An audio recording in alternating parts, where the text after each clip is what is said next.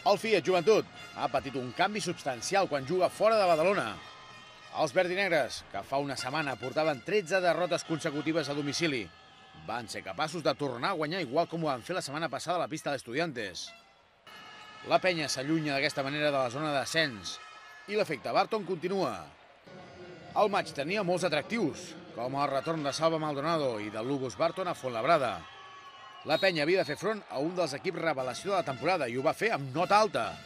Els verdinegres van dominar des del salt inicial, amb un Latavius Williams, que va tenir 3 minuts d'autèntica fantasia fent un repertori d'esmaixades.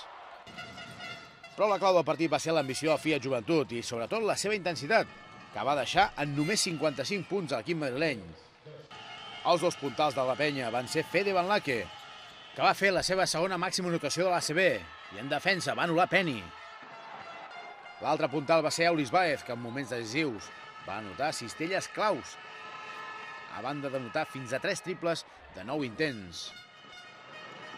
La penya no tindrà temps per saborejar la victòria perquè dimecres a 9:15 del vespre rebrà al Palau Olímpic el Bilbao en una jornada intersetmanal de la Lliga ACB.